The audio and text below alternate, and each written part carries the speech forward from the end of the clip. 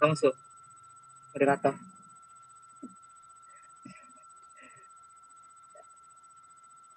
Silakan Muhammad Yusuf sebagai moderator.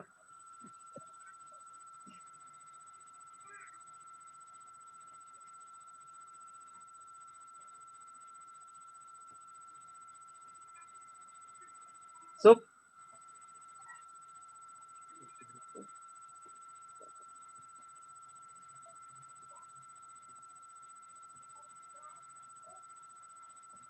Ya, silakan Muhammad Yusuf dulu sebagai moderatornya. Waalaikumsalam warahmatullahi wabarakatuh. Baiklah, langsung saja masuk kepada materinya, yaitu judul makalah hari ini adalah peluang dan tantangan dakwah melalui media massa atau online. Pertama-tama perkenalkan kami dari kelompok 5 yang beranggotakan 2 orang. Saya sendiri Muhammad Yusuf dengan NIM 19.300.038 dan teman saya Muhammad Budiman dengan NIM 19.300.054. Baiklah, materi pertama, dasar hukum pelaksanaan dakwah.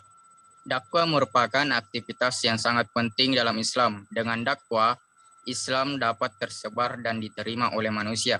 Sebaliknya, tanpa dakwah, Islam akan semakin jauh dari masyarakat yang selanjutnya akan lenyap dari permukaan bumi. Karena pentingnya dakwah itulah, maka dakwah bukan pekerjaan dipikirkan dan dikerjakan sambil lalu saja, melainkan suatu pekerjaan yang telah diwajibkan bagi setiap pengikutnya. Dasar kewajiban dakwah terdapat dalam kedua sumber hukum Islam, yaitu Al-Quran dan Hadis.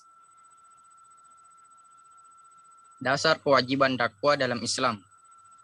Dalam Al-Quran banyak dijumpai ayat yang secara tersurat maupun secara tersirat yang menunjukkan kewajiban melaksanakan dakwah. 3 di antaranya surah An-Nahl ayat 125, yang kedua surah Al-Imran ayat 110, yang ketiga surah Al-Imran ayat 104. Kemudian yang kedua, dasar kewajiban dalam hadis. Di samping ayat-ayat Al-Quran, banyak juga hadis Nabi yang mewajibkan umat untuk amar ma'ruf nahi mungkar. Antara lain, yang pertama hadis riwayat Muslim.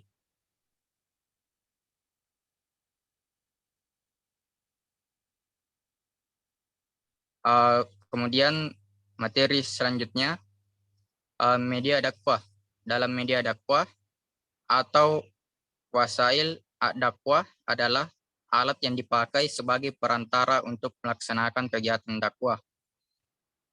Aminuddin Sanwar dalam buku pengantar ilmu dakwah membagi alat-alat tersebut dalam 6 macam. Yang pertama, dakwah melalui saluran lisan. Yang kedua, dakwah melalui saluran tertulis. Yang ketiga, dakwah melalui saluran visual. Yang keempat, dakwah melalui saluran audio. Yang kelima, dakwah melalui saluran audio visual. Dan yang terakhir, dakwah keteladanan. Selanjutnya, materi akan dilanjutkan oleh Saudara Budiman. Kepadanya dipersilakan. Bismillahirrahmanirrahim. Tes. Oke. Assalamualaikum warahmatullahi wabarakatuh.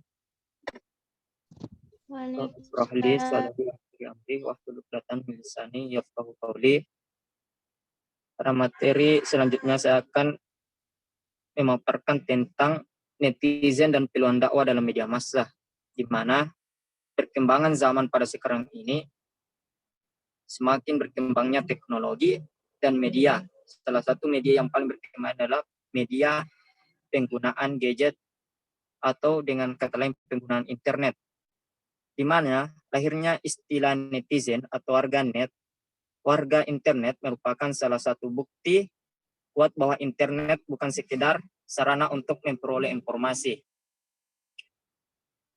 Istilah netizen sendiri berasal dari kata internet dan chatting. Beberapa konsep biasanya terikat di wilayah geografis konsep yang memiliki batasan tersebut. Dengan hadirnya internet sebagai ruang sosial baru dengan netizen sebagai warga internet merupakan satu peluang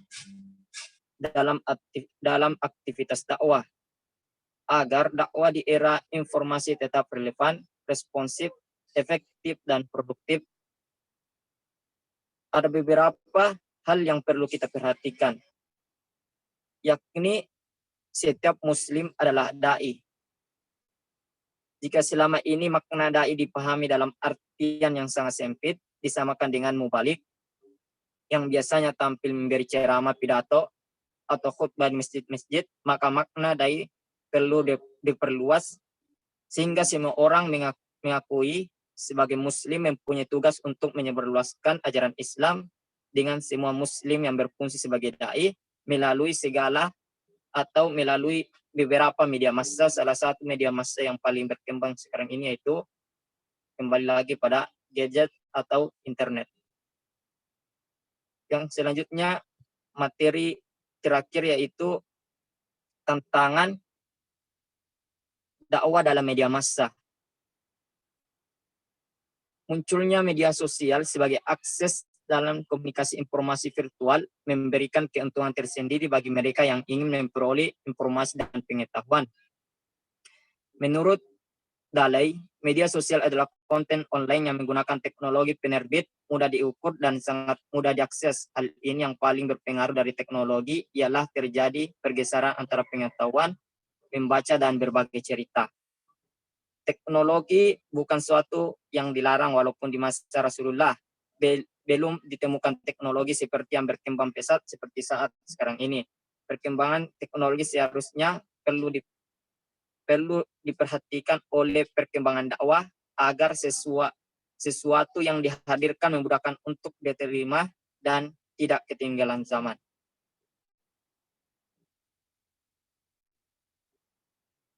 Dengan begitu, dengan adanya teknologi dapat memberi manfaat bagi kehidupan dunia dakwah dan juga menjadi tantangan dalam arus perkembangan zaman.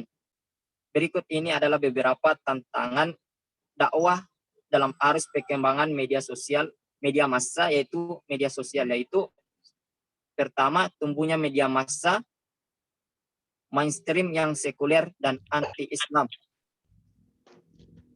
Yang kedua adalah kurangnya tenaga ahli media massa muslim. Yang ketiga, problematika internal aktivitas dakwah. Dan yang keempat, kemiskinan dalam masyarakat. Dan yang kelima, bahan materi disebabkan model popularitas dakwah. Ya, sekian. Saya kembalikan ke moderator. Ada lulu nih. Baiklah, itulah tadi sedikit pemaparan materi dari kelompok 5. Lebih dan kurangnya mohon dimaafkan.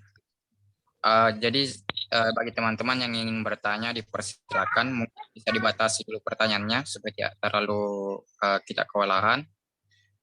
Jadi begitu saja, sekian. Terima kasih. Wassalamualaikum warahmatullahi wabarakatuh.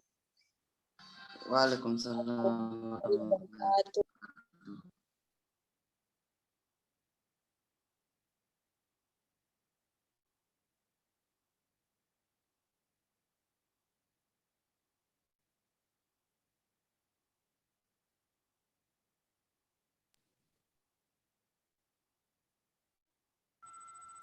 Baik, saya ambil alih kembali forum.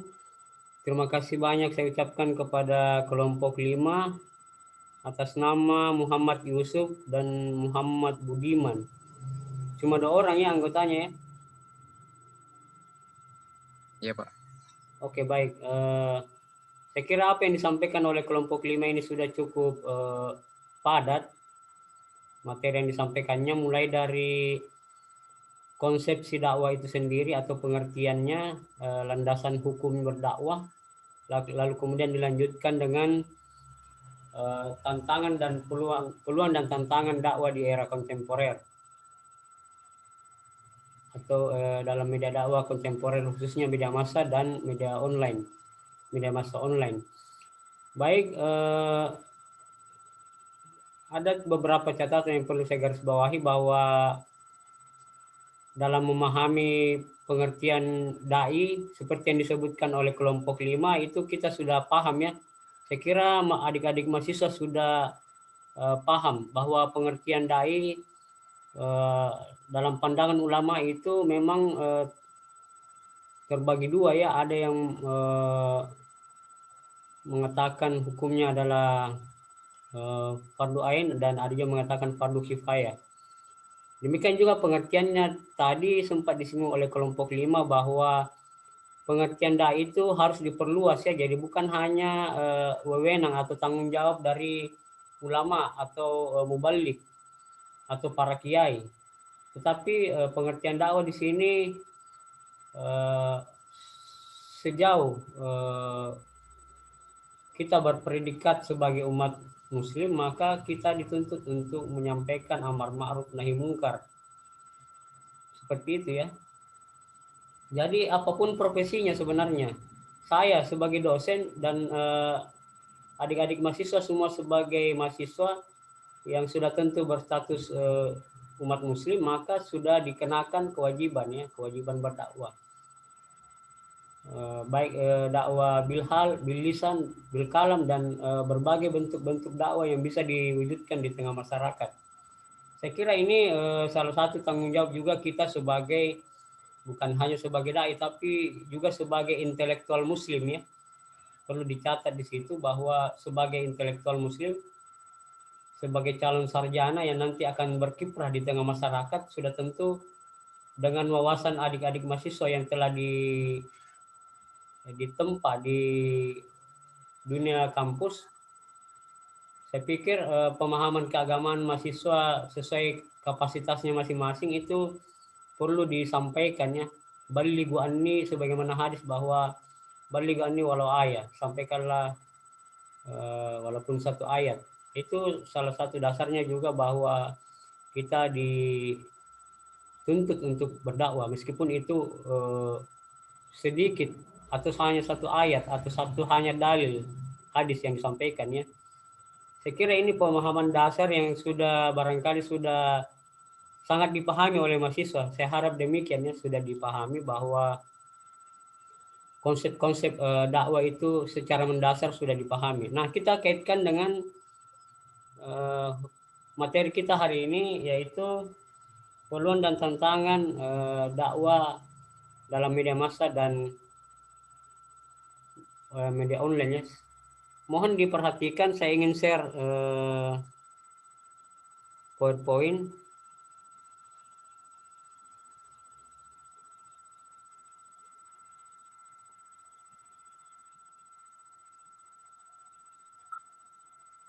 Sudah tampil ya? Sudah kelihatan ya PowerPoint-nya? Iya, Pak. Oke, baik, saya lanjut. Berbicara masalah tantangan dakwah, maka terlebih dahulu kita membahas dulu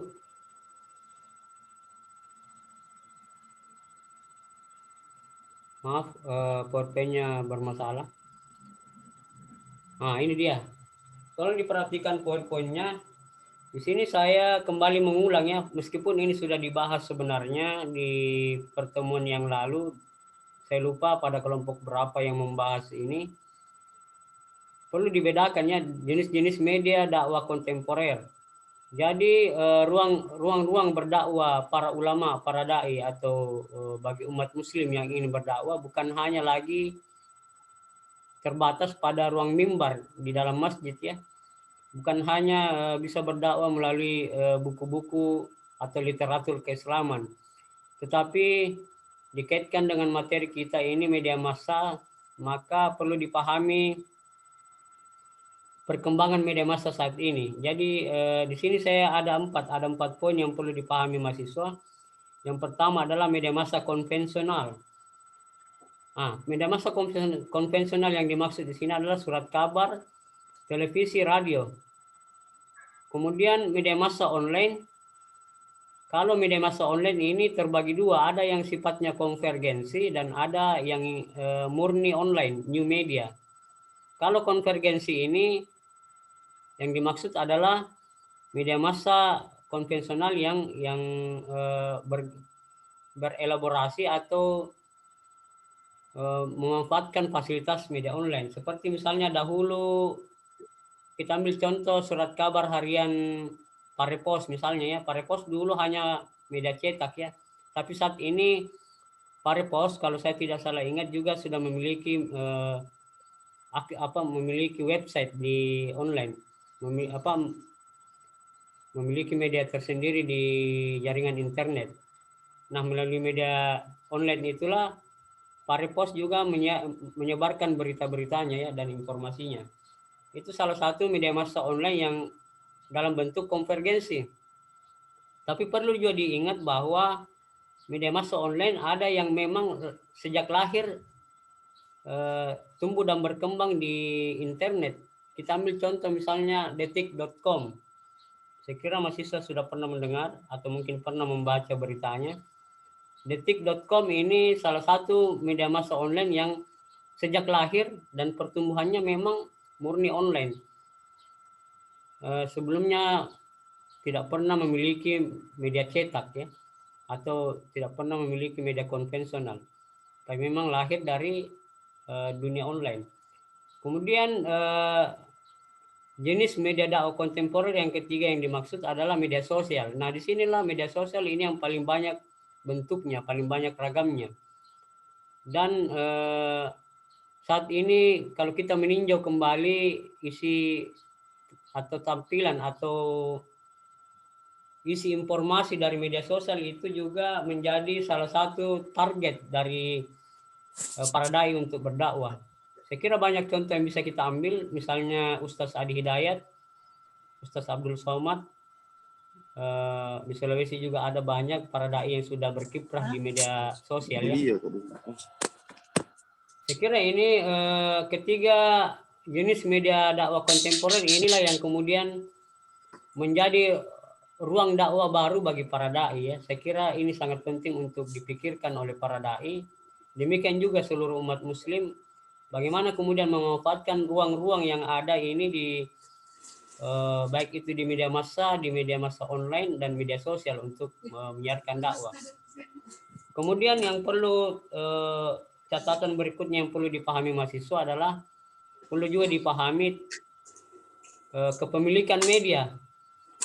Kepemilikan media yang dimaksud di sini ada yang berbentuk korporasi, ada organisasi, dan ada yang individual. Kalau korporasi ini gabungan dari beberapa media. Jadi misalnya Trans 7, Trans TV berada di bawah satu naungan ya, Trans Corporation. Nah, itu yang dimaksud dengan kepemilikan media bersifat korporasi. Begitu juga dengan kepemilikan media dari segi organisasi. Ini misalnya kita ambil contoh Muhammadiyah, organisasi Muhammadiyah atau Nahdlatul Ulama saat ini sudah memiliki produksi media sendiri ya, memiliki media massa tersendiri. Khususnya di media online itu kita lihat ada Aswaja Online yang dimiliki oleh Nahdlatul Ulama, salah satu website yang dimiliki Nahdlatul Ulama. Nah, di dalamnya itu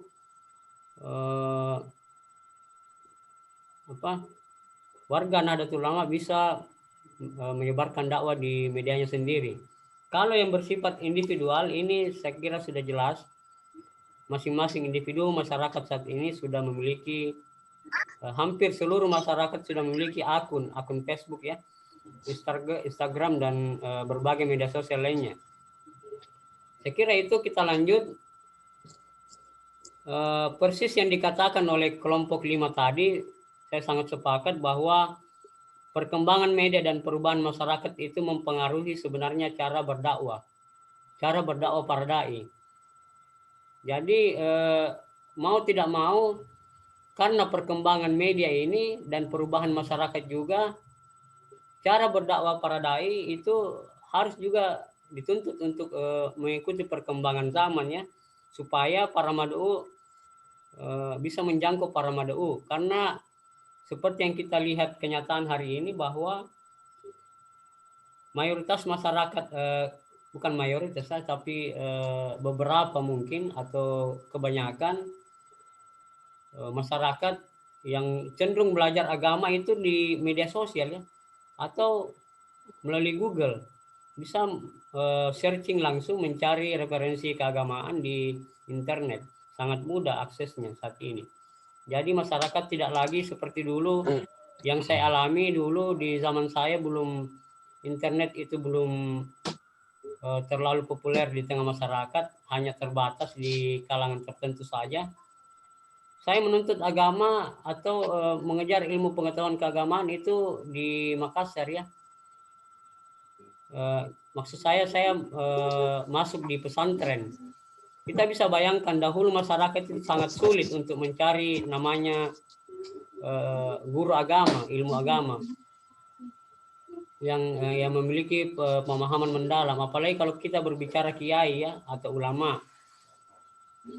Sekarang berbeda zamannya ya. Adik-adik mahasiswa yang kalangan milenial ini sudah tentu sangat mudah memperoleh yang namanya pemahaman keagamaan dari berbagai media yang tersedia, baik itu di media sosial, media massa, media online, dan bisa juga belajar secara langsung melalui ulama atau para dai di sebuah pesantren ya, atau lembaga pendidikan keagamaan, semisal di Yayan Parepare juga ya. Karena Institut Agama Islam Negeri Parepare ini merupakan salah satu lembaga pendidikan keagamaan di level tertinggi ya, level institut. Baik, kemudian mengapa saya anggap bahwa peluang dakwah ini sangat besar di media massa dan media online? Karena di sini salah satu hasil penelitian yang dilakukan oleh salah seorang akademisi di tahun 2018 yang bernama Bamu Alim dengan judul Kamu dan Muslim Milenial, Identitas dan Tantangan Radikalisme. Dalam penelitiannya dia berkesimpulan bahwa menguatnya peran media sosial ini mengubah cara pandang masyarakat tentang peran pendidikan agama, baik itu lembaga pendidikan dan organisasi ya. Jadi apa yang bisa kita tangkap dari penelitian Bamu Alim ini, bahwa pengaruh media massa dan media massa online ini besar pengaruhnya di tengah masyarakat, bahkan cenderung menggeser ya peran-peran lembaga pendidikan. Masyarakat saat ini lebih cenderung belajar agama atau mengakses informasi keagamaan melalui media massa, media online, atau kita sebut sebagai media kontemporer ya. Saya kira itu salah satu contoh penelitian yang memperkuat asumsi bahwa sangat penting para dai untuk berdakwah di media sosial. Kemudian slide yang terakhir yang perlu saya sampaikan kepada mahasiswa, sekaligus memperkuat makalah dari kelompok 5, dan mudah-mudahan bisa menjadi bahan diskusi, bahwa kalau berbicara tantangan dakwah, setidaknya kita bisa melihat dari dua sisi ya. Yang pertama itu dari sisi dai-nya sendiri. Nah, ada dua tantangan yang dihadapi dai kalau kita berbicara tantangan dakwah para dai di media massa dan media online. Yang pertama adalah penguasaan teknologi informasi dan komunikasi. Saya kira ini sangat penting ya, bahwa dai saat ini harus menguasai yang namanya teknologi. Jangan sampai gaptek ya, gagap teknologi.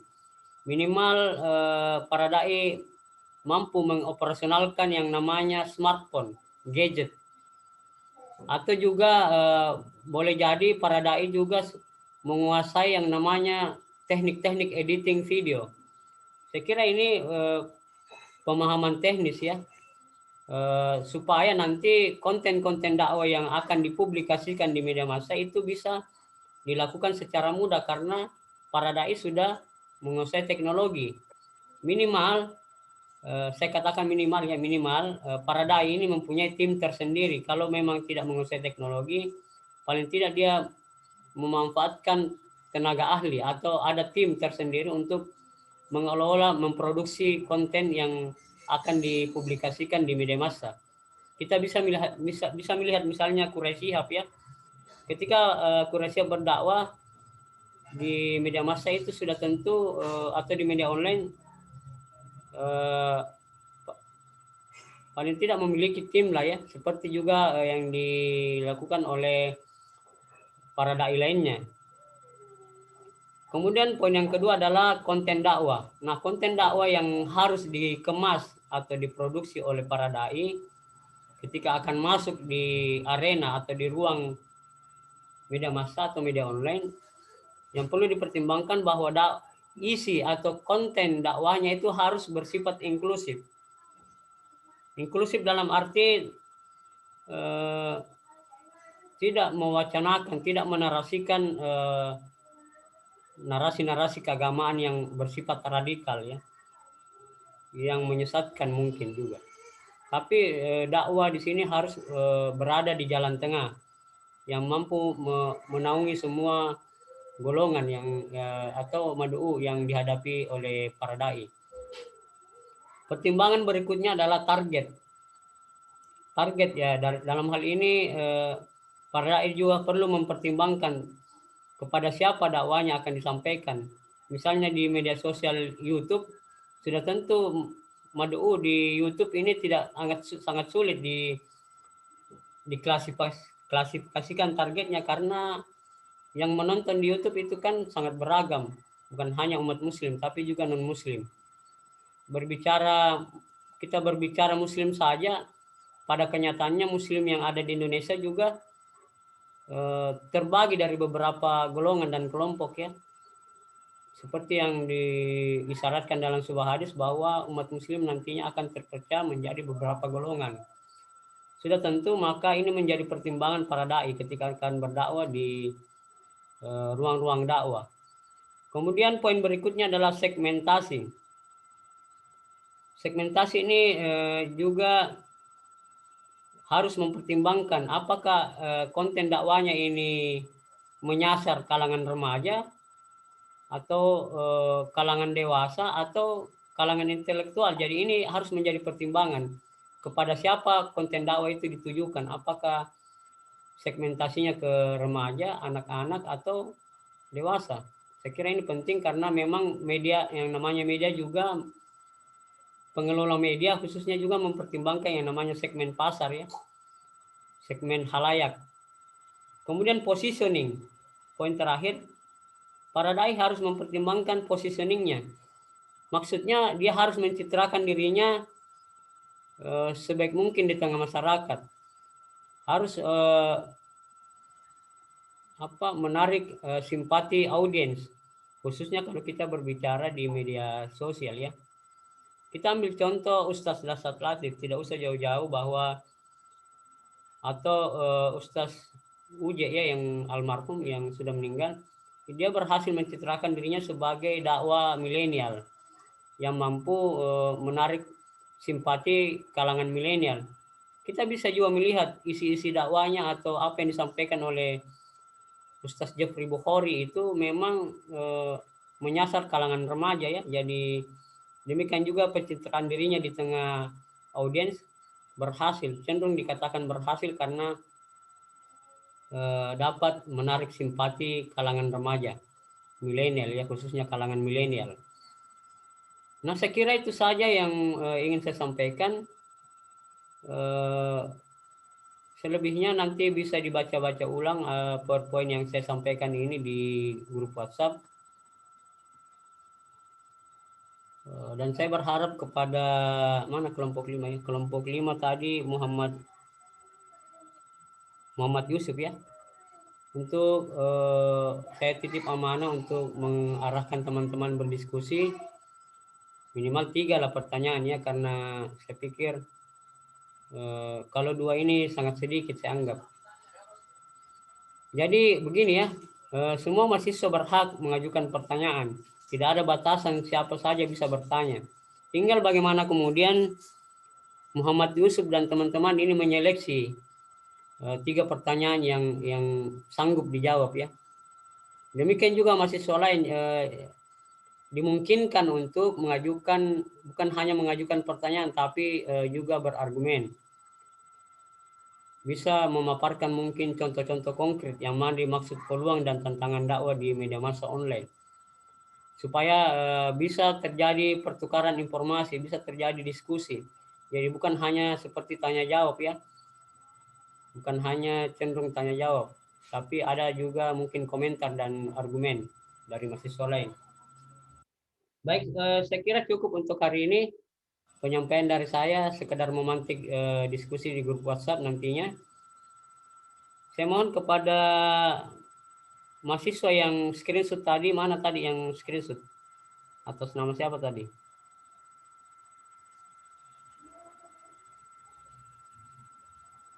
Sudah screenshot ya? Saya ingin bertanya sebelum saya menutup. Jangan sampai saya tutup Zoom, tidak ada absensi ya. Sudah, Pak. Sudah ya? Baik, tolong di Hervina Mulia. Ketua Rombel ya, Hervina. Di sini siapa ya ketua Rombelnya? Ya. Halo? Hervina, Pak. Oh, oke, Hervina. baik. Terlambat masuk tadi ya. Jadi tolong dikirim screenshotnya supaya bisa saya input kehadiran mahasiswa. Terima kasih sebelumnya Rombel, kepada. screenshot ulang dulu Rombel. Oh ya, screenshot ulang dulu. Silakan screenshot ulang karena mungkin ada yang keluar masuk tadi ya. Kasih kode kalau sudah ya.